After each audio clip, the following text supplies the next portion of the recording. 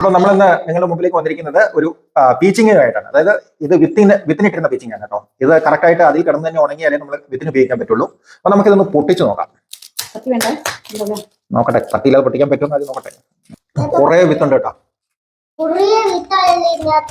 ഇത് ശരിക്കും കറക്റ്റ് പാകത്തിന് നമ്മൾ എടുക്കുമായിരുന്നെങ്കിൽ ഇത് ഇച്ചിരി കൂടി പോയെന്ന് തോന്നുന്നു. കറക്റ്റ് പാകത്തിനാണ് നമ്മൾ എടുത്തിരുന്നെങ്കിൽ നമുക്ക് ഇത് തേച്ച് കുളിക്കാൻ വേണ്ടി ഉപയോഗിക്കാമായിരുന്നു ഈ സാധനം.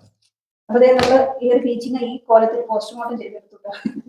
ഇതുപോലെ ഓരോ ലെയറിനകത്തും വിത്ത് തങ്ങി കിടക്കുമായിരുന്നെ. അപ്പൊ ഇങ്ങനെ ഇത്രത്തോളം കീറി പോസ്റ്റ്മോർട്ടം ചെയ്ത് നമ്മൾ അകത്തുനിന്ന് ഇതോ കാണിച്ചെടുത്ത് ഇതാണ് കേട്ടോ വിത്ത്.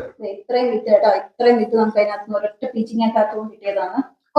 നമ്മൾ കടയിൽ പോയിട്ട് നമ്മൾ ഇതിന്റെ കാർഷിക കേന്ദ്രങ്ങളൊക്കെ പോയിട്ട് വിത്ത് കഴിയുമ്പോൾ വെറും 4 വിത്തിന് 10 രൂപ നമ്മൾ കൊടുക്കണം. ഇത്രയും വിത്ത് നമുക്ക് ഒരൊറ്റ കൈക്കുള്ളിൽ കിട്ടിയിട്ടുണ്ട്.